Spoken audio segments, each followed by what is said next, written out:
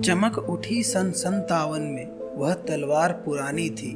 बुंदेले हर बोलो के मुँह हमने सुनी कहानी थी। खूब लड़ी मर्दानी वह तो झांसी वाली रानी थी। दोस्तों, यह कविता आप सभी ने कभी ना कभी जरूर पढ़ी होगी। दोस्तों, इस कविता के माध्यम से झांसी की रानी के बारे में बताया गया। लेकिन क्या आपने कभी किसी भी इतिहास में ऐसे आदिवासी महिला स्वतंत्रता सेनानी के बारे में सुना है जिन्होंने देश की आज़ादी के लिए अपना सब कुछ न्यौछावर किया? मैं पूरे दावे के साथ कह सकता हूँ कि आपने कभी नहीं सुना होगा। तो दोस्तों, हमेशा की तरह आदिवासियों के कुर्बानियों को, आदिवासियों के सभ्यता संस्कृति को दबाने की कोशिश की गई। लेकिन दोस्तों, आज के इस वीडियो में मैं आपको ऐसे महिलाओं के बारे में बताऊंगा जो आज़ादी के लिए अपना सब कुछ न्यौछावर कर दिया।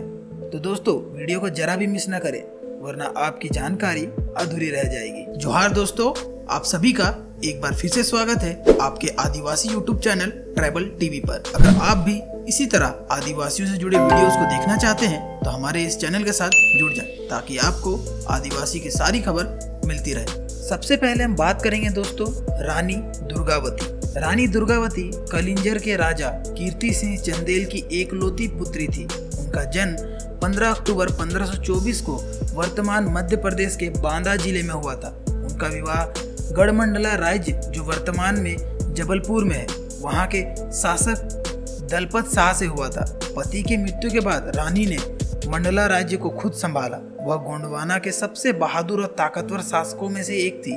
उनके राज्य पर कई अन्य शासकों ने कब्जा करना चाहा और रानी को भी हासिल करना चाहा, लेकिन रानी ने अपने साहस और निडर व्यक्तित्व से युद्ध में उन्हें पराजित कर दिया।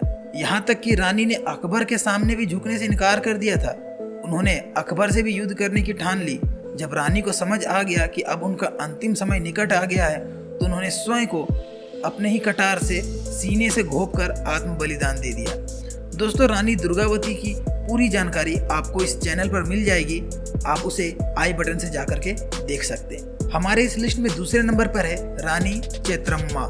रानी चेत्रम्मा कर्नाटक की वो शासक थी जिन्हें माना जाता था कि वह भारत में अंग्रेजों के खिलाफ विद्रोह छेड़ने वाली पहली महिला थी। चेत्रम्मा का जन्म 23 अक्टूबर 1778 को बेलागावी के ककाती गांव में हुआ था। राजा मल्लासा रजा से शादी के बाद वे कितूरू की रानी बनी। उन्हें एक पुत्र भी प्राप्त हुआ, लेकिन वर्ष 1824 में उसकी मृत्यु हो गई। इसके बाद रानी ने गोद में लिए बच्चे को वारिस करार दिया। वहीं अंग्रेजों ने रानी के बेटे को राजगद्दी का वारिस बनाने से इनकार कर दिया। उन्होंने कितूरू पर अपना कब्जा जमा लिया। हालांकि रानी चेत्रम्मा ने अंग्रेजों की इस नीति का विरोध किया। अंग्रेजों ने रानी के राज्य को हड़पने के लिए अपने सिपाहियों को भेजा, लेकिन नाकाम रहे। साथ ही कितूरू की सेना ने अंग्रेजों के कुछ अधिकारियों को बंधक भी बना लिया। बाद में रानी से यह कहकर छुड़ा लिया गया कि वे दोबारा उन पर हमला नहीं करेंगे। हालांकि अंग्रेजों ने विश्वासघात किया और अधिक सिपाहियों को दोबारा भेजा और लड़ाई पर कितूरू पर कब्जा पा लिया। रानी चेत्रम्मा बहादुरी से अपने विश्वास सैनिकों के साथ लड़ी, लेकिन कम सैनिकों से हार हो गई।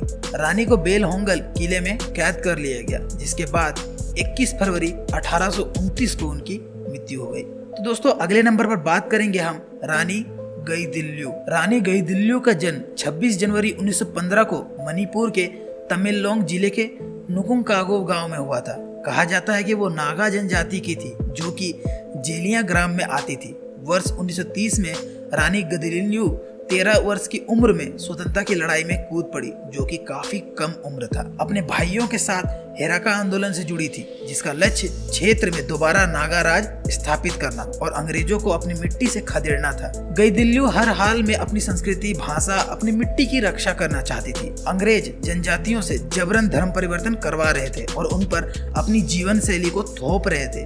अंग्रेजों के खिलाफ कई बार लड़ाई लड़ी गई। उन्हें 17 अक्टूबर 1932 को जेल भेजा गया।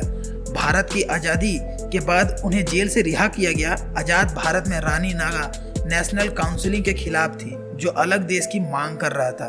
रानी इसके बदले अलग क्षेत्र की मांग की, लेकिन वह नागा नेताओं को मंजूर नहीं था। नागा नेताओं ने रानी का विरोध किया, जिससे कुछ समय तक रानी गायब रही। वहीं रानी के समर्थकों ने 1965 में 9 नागा लीडर्स की हत्या कर दी और रानी चर्चा में आ गई।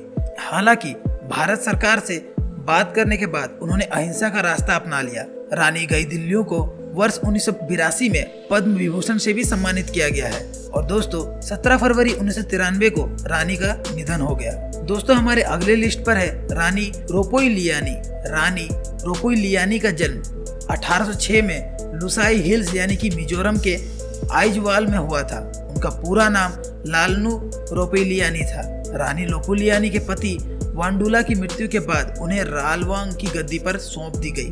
वर्ष 1890 में अंग्रेज इलाके आने के बाद से ही वसूली, जबरन मजदूरी, जमीन हड़पना, धर्म परिवर्तन करना आदि जैसे कार्यों को अंजाम देने लगे। इसका पुरजोर विरोध कर अंग्रेजों ने रानी से लोहा ले लिया। इसके साथ रानी अन्य लोगों को अंग्रेजों के खिलाफ विद्रोह के समर्थन के लिए प्रेरित भी करती थी। अंग्रेजों को इससे भारी नुकसान हुआ। रानी रोपोइलियानी और उसके बेटे लाल थुआमा को 26 अक्टूबर 1893 में गिरफ्तार कर लिया। गिरफ्तारी से नाखुश रानी ने अंग्रेजों द्वारा परोसे गए भोजन को खाने से इनकार भी कर दिया था। उनके रैंक के अनुकूल अंग्रेजों ने माँ बेटे को पियोन की नौकरी देनी चाहिए, लेकिन उन्होंने उसे भी ठुकरा दिया।